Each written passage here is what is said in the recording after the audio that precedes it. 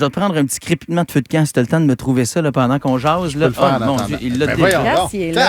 Non, mais moi, là, le but, c'était de s'allumer un barbecue, mais rudimentaire. Tu sais, là, celui que tu te fais avec un petit quatre-bûches. Tu sais, parce que le barbecue, le feu parfait là, pour faire de la bouffe quand tu es en camping, c'est le petit feu de camp, mais en tic-tac-toe. Ouais. C'est-à-dire que tu mets 2 bûches comme ça parallèles, puis après ça, perpendiculaire, tu remets 2 bûches. Et comme ça te fait un petit feu de cuisson parfait pour pouvoir venir soit mettre un chaudron sur le top ou encore laisser la braise tomber, faire un beau moton, puis c'est là-dessus que tu vas faire cuire ton Faites attention avec les feux de camp aussi. Des fois, il y a certains campings là, qui disent faites attention avec les feux extérieurs. Ouais. Parce que vous allez être besoin d'être secouru. Oui, secouru. Oui, être salaud.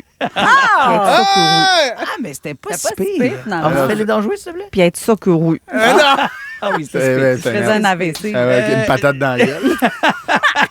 Ce que j'ai envie de vous faire vivre aujourd'hui, c'est un espèce de petit cours de cuisine, mais cours de cuisine rudimentaire en forêt comme ça, si ça vous tente de manger simple, mais de manger bien. Oui. Parce que souvent, en camping, il y en a qui vont faire comme moi, c'est sandwich that's it. Des hot dogs tout le temps. Ah, puis moi, j'aime bien manger, puis je trouve ça le fun. Je suis des gens sur Instagram, tu sais, qui s'organisent des affaires. Ils vont se trouver une pierre plate, ils mettent ça dans le feu, ça devient chaud. Ça peut devenir compliqué et un peu long, puis tu te dis, je veux pas passer ma journée là-dessus. Fait que moi, ce que je te propose aujourd'hui, c'est de la simplicité à faire avec tes kids. J'adore. Mais en camping, puis ça va leur permettre de manger, parce que souvent, quand c'est les enfants qui le font, ils mangent même si c'est pas bon. Okay? Voilà. c'est ça. Souvenez-vous de votre L'orgueil. enfant. Ils sont orgueilleux. L'orgueil, c'est ça. c'est ça. Moi, j'ai été un petit louveteau, OK? De 9 à 11 ans, là, toujours prêt, hein? Les oreilles de loup comme ça dans la poignée de main et toute la patente. Et dans les louveteaux... Hey, c'est le tien, monde. Hein? Non, ça, c'était dans le voyage à côté, c'était Saint-Boniface. Vision mondiale, j'aurais dû envoyer mon argent là-bas. C'est à moi qu'il fallait que tu envoies l'argent, pas là-bas. En tout cas, fait que, quand on était plus jeune, on nous a appris donc à faire de la cuisine de feu de camp, mais c'est de la cuisine là, pour laquelle vous avez besoin simplement de papier d'aluminium. OK, vous startez votre feu 1 heure d'avance.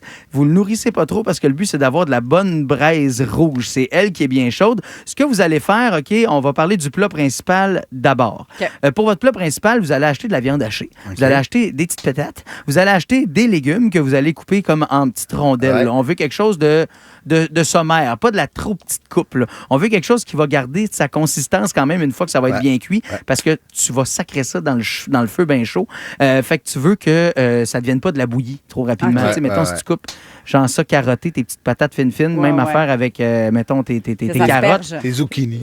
Ça va devenir trop mou. Après ça, tu te prends des oignons parce que tu veux rajouter un peu de goût. Puis si tes enfants n'aiment pas les oignons, tu leur amènes, c'est eux qui vont les couper. Ils vont faire la même chose avec les champignons. Puis je vous l'ai dit d'avance, si c'est eux qui le font, ils vont aimer ça, ils vont en manger. Mes enfants mangent des choux de Bruxelles parce qu'on en a fait pousser à la maison. Ils s'en sont occupés tout l'été, puis depuis, ils en mangent, puis ils aiment ça. Donc, vous allez faire d'abord les légumes. Ensuite de ça, vous allez mettre la viande dans le papier d'aluminium. Vous allez mettre des épices, vous allez brasser tout ça, vous allez fermer le papier d'aluminium et vous allez sacrer ça dans le feu. Et vous allez oublier ça en la brassant de temps en temps, cette petite boule-là de papier d'alu.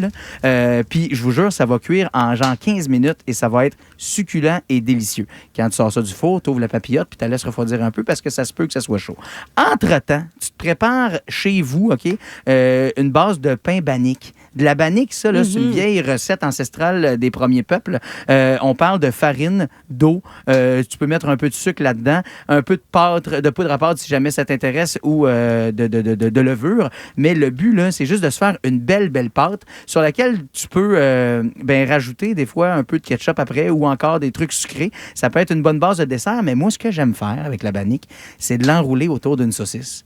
Mais pas une saucisse à Hol-Doy, genre une saucisse italienne. Là. Genre, je m'amène des saucisses un peu plus fancy. Là, je bois quand même mon café d'une coupe avant. C'est pédant ce matin. Donc, tu vas te faire un genre de pogo maison avec une base ancestrale de pain bannique et tu vas te faire cuire ça sur le feu. Je vous jure, la gang, ça vous fait des petits pogos de camping, pas piquer des verres, puis tu fais pas cuire ça là, sur une baguette. Non. Tu vas aller te chercher une branche dans le bois, évidemment, que tu vas avoir taillé au bout là, en pointe fine pour être capable de piquer. Et ça va vous faire tout un side avec votre boulette scout. Appelons-la boulette scout. Okay. Et pour le dessert, on est rendu là. Ça, c'est le bout qui m'intéresse le plus. C'est parce que souvent, les desserts, là, c'est simple. On va se faire des guimauves. Non, c'est ça, manine. Des s'mores. Si les guimauves, il y a un verre de Baileys pour l'éteindre dedans, ça, j'embarque. Okay. Mais sinon, je trouve ça trop plate. Fait que moi, ce que je te propose, c'est la banane scout. Oh! Et ça, je sais que certains auditeurs connaissent ça. Tu t'amènes des bananes, OK? Des bananes, je dirais, pas trop mûres, juste parfaites. Quand c'est jaune, banane début de scout, jaune. c'est que tu fais un nœud avec la pleure. Non, tu vas voir pourquoi on appelle ça banane scout.